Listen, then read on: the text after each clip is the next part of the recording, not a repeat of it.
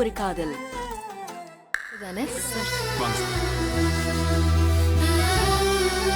நீங்க பிளட் தரீங்களா? நான் இன்னைக்கு தானே கொடுத்தேன். எனக்கு என்ன ஆனாலும் பரவாயில்ல, நான் ரத்தம் கொடுப்பேன். கண்டிப்பா நான் கொடுக்கறேன்.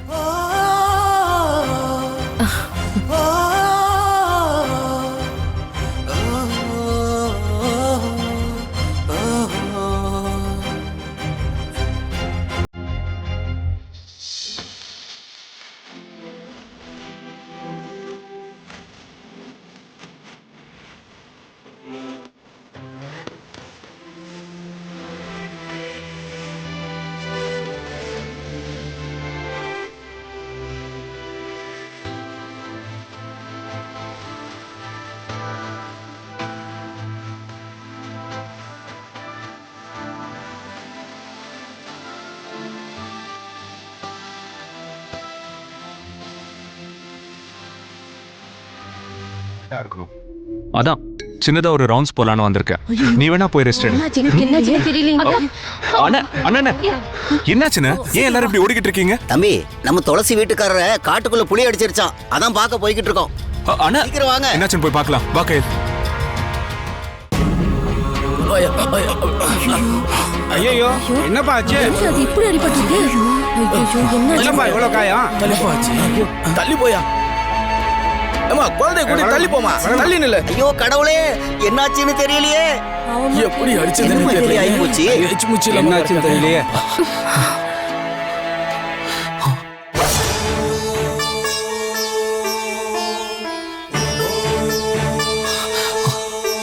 இங்க பாருங்க சார். இங்க பாருங்க சார். அண்ணா, அண்ணா அண்ணா அண்ணா அண்ணா அண்ணா எழுந்துருங்கண்ணா. அண்ணா,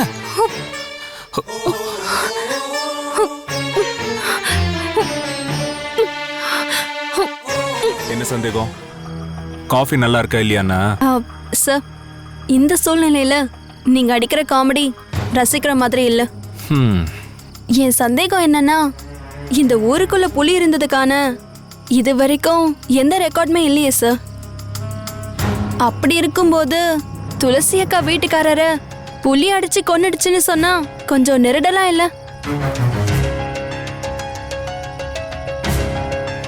இத பத்தி ஆராய போறதை விட சில சமயம் ஊர்க்காரங்க சொல்ற ஸ்டேட்மெண்ட் தான் போலீஸ் ஏத்துக்கும். ஏன்னா ஊர்க்காரங்களை மீறி இன்னும் சில கிராமங்கள்ல போலீஸால நுழைய கூட முடியாத இடங்கள் நம்ம நாட்டில் இருக்க தான் செய்யுது. அந்த வகையில் இது ஊர்க்காரங்களோட ஸ்டேட்மெண்ட். இது இப்போதைக்கு நம்ம நம்பலைனாலும் நம்பின மாதிரியாவது நடந்துக்குவோம். இன்னும் நமக்கு ஸ்ட்ராங்கான வேற ஏதாவது எவிடன்ஸ் கிடைக்குதான்னு பார்க்கணும். அதுக்கு இல்லை சார், நான் இதை பாரு, இப்போதைக்கு எதை பற்றியும் யோசிக்க வேண்டாம். காஃபி குடிக்கிற வேலையை மட்டும் பாரு. பாடி போஸ்ட்மார்ட்டம்க்கு போயிருக்கு. அவங்க நினைச்ச மாதிரி அவங்களுக்கு வரம் கிடைக்குமா? மனசுக்கு பிடிச்சவங்களோட கல்யாணம் ஆகும். பூஜை பொருள் எல்லாம் வாங்கிட்டு போங்கம்மா. மாவிளக்கு எப்படி போடுறது பாட்டி?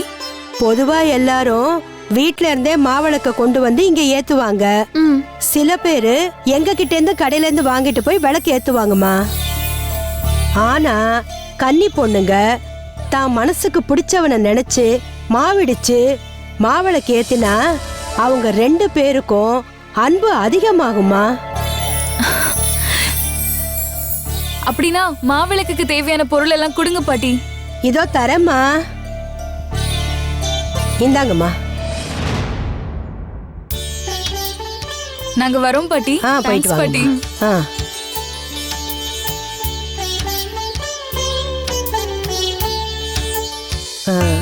அம்மா இங்க வாங்கம்மா.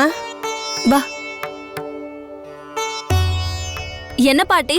மாவிளக்குக்கு தேவையான பொருள் எல்லாம் வாங்கிட்டு போய் மாவிடிச்சு அம்மனுக்கு மாவிளக்கு ஏத்துங்கம்மா. கல்யாணம் ஆனவங்க மாவிளக்கு ஏத்தினா மஞ்சள் குங்குமத்தோடையும் மாங்கல்ய பலத்தோடையும் இருப்பீங்க. வாங்கிங்கம்மா. கயல், மாவிளக்கு வாங்கி ஏத்தலாமா? இல்ல பிரியா, நீ வேணா வாங்கி ஏத்து. என்ன கையில் இப்படி சொல்ற? நீதான் உன் வீட்டுக்காரர் நல்லவரு, அதுதான் அவரை பத்தி பெருமையா சொன்ன. நீங்க பிரிஞ்சதுக்கு காரணம் அவர் இல்லைன்னு சொன்னேன்.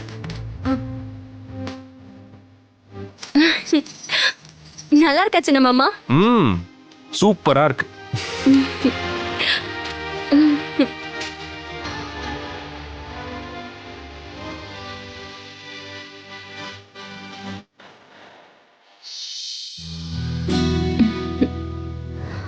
இப்போ புரியுது, இது உங்க வேலையா?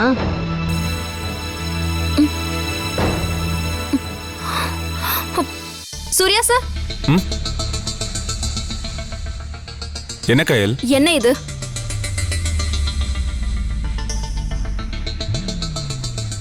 என்ன இது? எதுக்கு என்கிட்ட கேக்குற? எதுக்காக நான் சாமி கும்பிடுற இடத்துல கண்ணாடி வளையல வாங்கி வச்சிங்க? ஹலோ, என்ன ஏதாவது கனவு கண்டியா இல்ல கற்பனை பண்ணியா? நீ தேவையில்லாம பேசுற. நான் தேவையில்லாமலாம் பேசல சார். எனக்கு கண்ணாடி வளையல் பிடிக்கும்னு உங்களுக்கு நல்லாவே தெரியும். அதனால நீங்க தான் கண்ணாடி வளையல நான் பாக்குற இடத்துல வச்சு என் மனசை மாத்த பாக்குறீங்க. இதெல்லாம் சரியில்லை. இந்த வேலையெல்லாம் என்கிட்ட வச்சுக்காதீங்க. ஏய், முட்டாள்தனமா பேசாத. நான் எதையும் வாங்கி வைக்கல.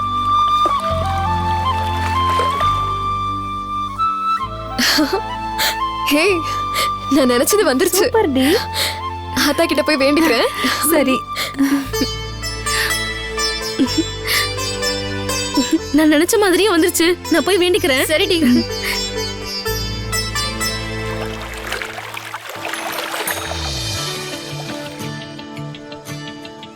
கயல், நான் நினைச்ச மாதிரி அப்படியே வந்திருக்குடி. ஐயோ, நான் போய் வேண்டிட்டு வரேன்.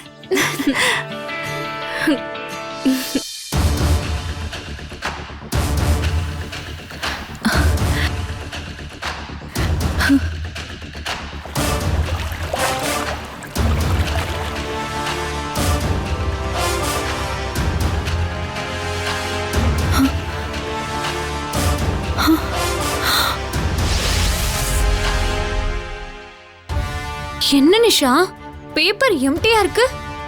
ஒருவேளை நீ நினைக்கிறது நடக்காதுன்னு அம்மன் சிம்பாலிக்கா சொல்றாளோ?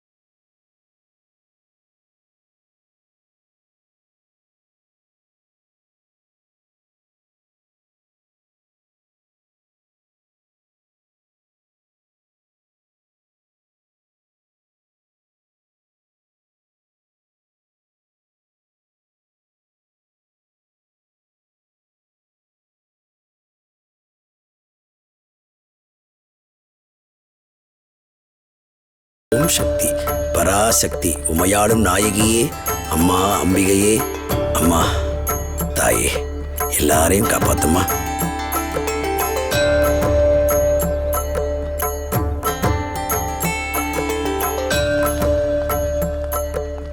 ஐயா, அப்போ எல்லாம் நல்லபடியா ஆரம்பமாகட்டும். நம்ம ஊர் முடிவுப்படி இந்த திருவிழாவுக்கான முதல் மரியாதைய நம்ம ஊர் மனத்தை காப்பாத்தின நம்ம ஊருக்கு வந்திருக்க காவல் அதிகாரியான சூர்யா சாருக்கு அவருக்கு முதல் மரியாதையை செஞ்சுட்டு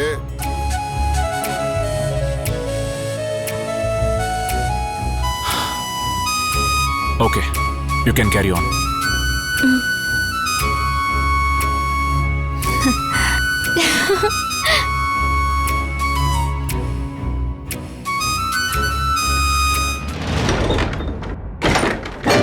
என்னங்க, சூர்யா சார் வந்ததும் எல்லாரும் அப்படியே சைலண்ட் ஆயிட்டீங்க. அவரை பார்த்தா அவ்வளோ பயமா? பின்ன அவர் ஹிட்லருங்க. ரொம்ப ஸ்ட்ரிக்ட், ரொம்ப கோவக்காரரு. ஏதாவது பிரச்சனைனா பனிஷ்மெண்ட் கொடுப்பாரு. இதோ கயலுக்கும் அவருக்கும் பிரச்சனை நடக்கும் பாருங்க. கயலை சமீபத்துல கூட ஒரு வாரத்துக்கு சஸ்பெண்ட் பண்ணிட்டாரு. அப்படியா? அவரை பார்த்தா அப்படி தெரியலையே. ரொம்ப கைண்ட் பர்சனா தானே இருக்காரு. பார்த்தா அப்படிதான் இருப்பாரு. சரியான யமகாதகன் அவரு. அப்படியே கஷ்டமான டாஸ்கா கொடுத்து சாவடிப்பாரு பாருங்க. பொண்ணுங்களுக்கு எந்த இரக்கமும் காட்ட மாட்டாரு. அதெல்லாம் தூரத்துல இருந்து பாக்குற உங்களுக்கு தெரியாது, பக்கத்துல இருந்து அனுபவிக்கிற எங்களுக்கு தான் தெரியும்.